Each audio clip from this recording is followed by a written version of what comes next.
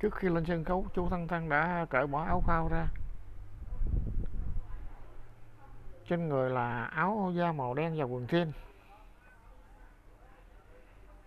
Không khoa trương như cuộc thi trước, dáng vẻ rất tùy ý, rất kiểu mẫu. Khi người dẫn chương trình đọc tên Nhã Kỳ,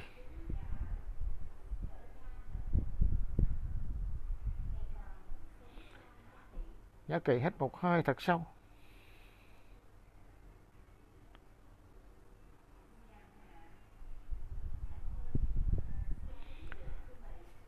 Mà lúc này, Chu Thăng Thăng rất tự nhiên nắm tay Nhã Kỳ, mỉm cười với cô, dắt cô lên sân khấu. Chu Thăng Thăng là thí sinh duy nhất mang nhạc cụ lên sân khấu, đơn giản, gãy mấy tiếng. Phía dưới đã điên cuồng, Nhã Kỳ không tự chủ nhìn cậu một cái.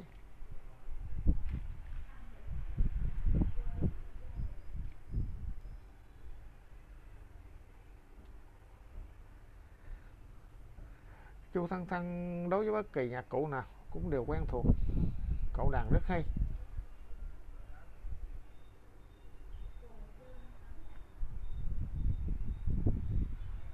Âm nhạc từ trong tay cậu phát ra. Rất nhanh, Nhã Kỳ đã bị cậu dẫn dắt vào trong âm nhạc. Cảm giác khẩn trương từ từ biến mất. Giọng hát của Chu Thăng Thăng quá mê người.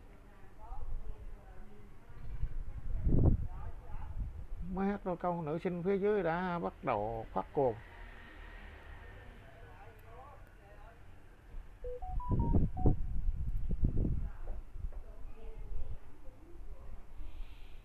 Thét chói tai, đứng lên reo hò. Đến khi Nhã Kỳ hát, Chu Thăng Thăng nhẹ nhàng ngâm nga. Giọng hát của Nhã Kỳ vốn dễ nghe, Chu Thăng Thăng ngâm nga lại khiến nó dễ nghe một cách khó tả.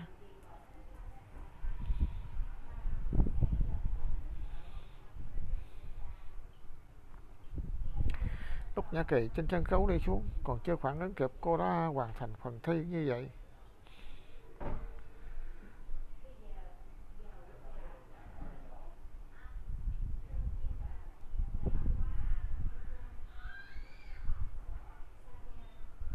Chu Thăng Thăng, em yêu anh. Giọng nói không biết từ đâu truyền tới.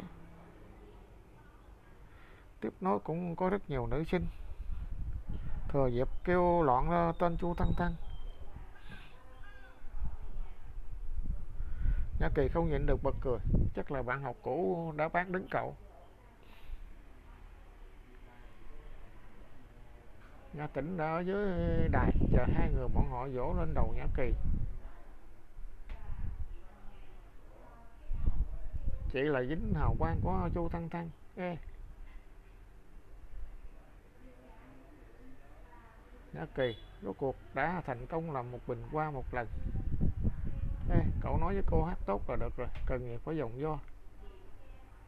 Nếu giải nhất không vào tay hai người thì lần tranh giải này có mờ ám. Nhã Tĩnh tiếp tục cười u nhã.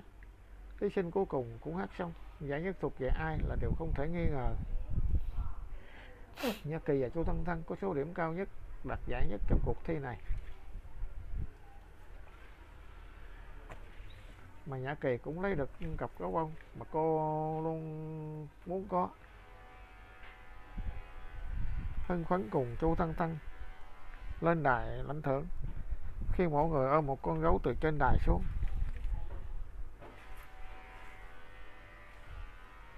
Chu Thăng Thăng cười hiếp mắt nói, có hai con, chúng ta mỗi người một con đi, lưu làm kỷ niệm.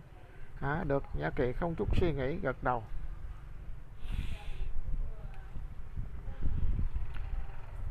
Giống như là cô dính hào quang của cậu. Nhìn dáng vẻ Chu Thăng Thăng cúi đầu mỉm cười.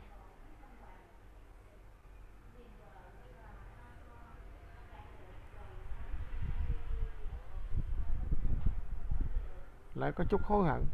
Cô vì muốn tặng quà cho Hà Thích mới cố gắng tham gia cuộc thi này, nhưng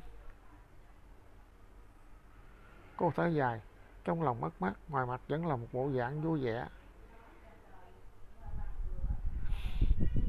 Cầm con gấu bông này làm cô khó chịu hơn là không cầm. Bất kỳ Nhã Kỳ cũng không dám nói chuyện này với Nhã Tĩnh.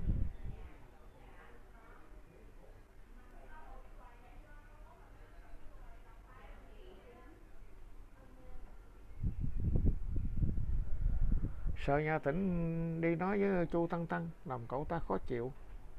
Nhã Kỳ còn đang suy nghĩ dẫn dơ.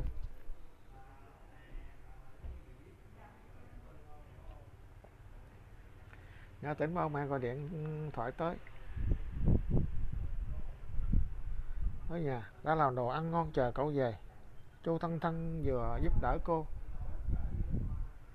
Nhã Tĩnh cũng hỏi Chu Tăng Tăng có muốn về nhà cậu hay không. Chu Tăng Tăng đối với lời mời của Nhã Tĩnh vừa mừng vừa lo.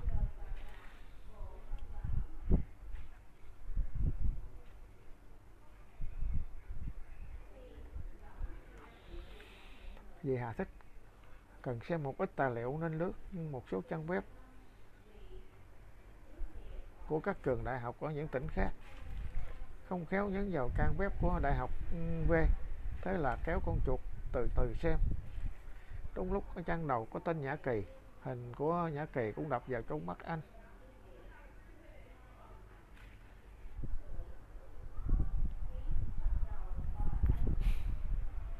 Anh nhấn chuột phóng to, nụ cười từ từ hiện lên. Tư thế của Nhã Kỳ rất đẹp. Có lẽ là hồi hộp, trong mắt còn có chút sợ hãi. Đến khi nhận ra bên cạnh Nhã Kỳ còn có một người khác. Nụ cười cũng cứng ngắc, là Chu Tăng Tăng. Nhã Kỳ cùng Chu Tăng Tăng lập nhóm trong cuộc thi hát và giành được giải nhất. Có rất nhiều tấm chụp hình. Người giành giải nhất Hà thích xem từng tấm hình cả hai dắt tay lên sân khấu.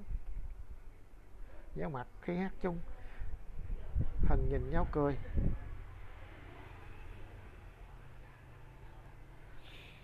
Hình cùng nhau nhận thưởng.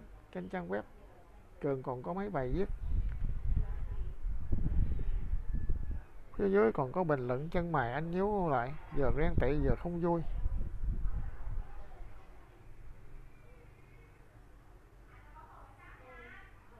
Mặc dù những bức ảnh này không thể nói rõ cái gì,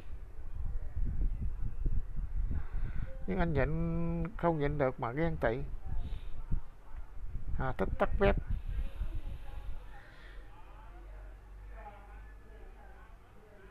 Không nhìn những bình luận kia.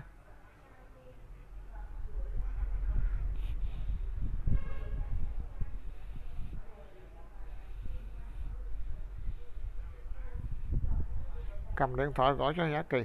Nhã Kỳ, quà tặng bí mật của anh là gì đây? Không có. Nhã Kỳ ở trên sân thượng cùng anh nói chuyện điện thoại.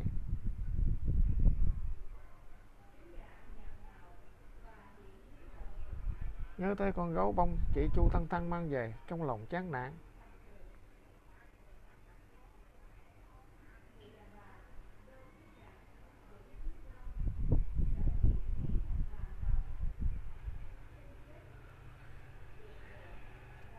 Em ngày nào cũng nói em muốn tặng quà cho anh vẫn kỳ vọng nhiều ngày nay.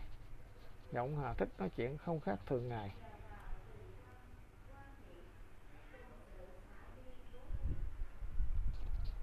Không lộ ra nửa điểm không vui, thờ ơ mang theo mấy phần trêu chọc.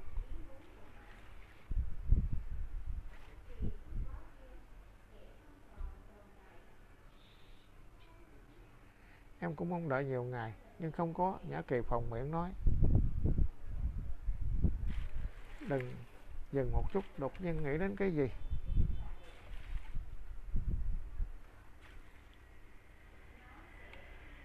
Mỉm cười. Ngày mai em gửi bưu điện cho anh, được hay không?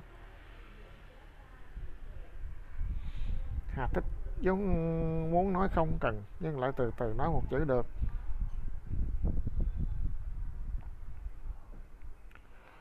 Anh nhất định sẽ thích phần quà này.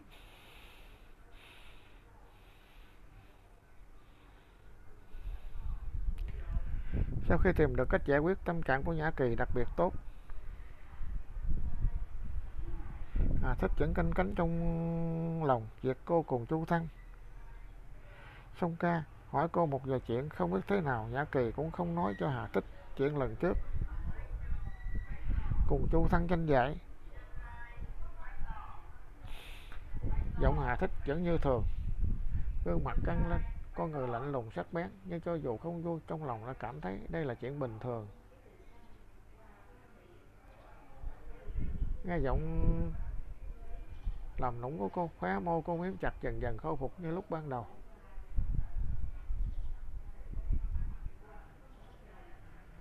Hai ngày sau, Hà Tích nhận được quà tặng từ cô Nhã Kỳ gửi anh. Không ngoài dự đoán là con gấu bông rất to trong hình. Khóe mắt anh lại giật giật.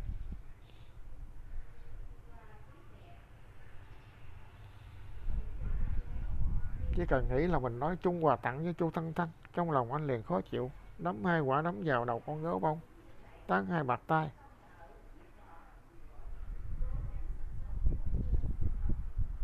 Chu Thanh Thanh khốn kiếp dám cướp quà của mình.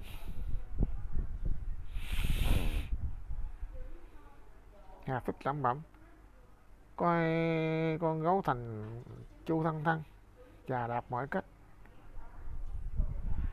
thậm chí còn muốn dứt đi. Ngón tay đột nhiên sờ thấy cái gì, ngừng một lát, sờ xuống phía dưới mới phát hiện trước ngực con gấu dùng chữ thêu của Nhã Kỳ.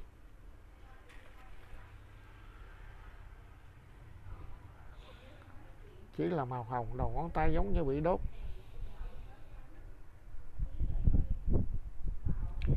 Nụ cười từ từ khuếch trương, động tác cũng nhẹ nhàng hơn.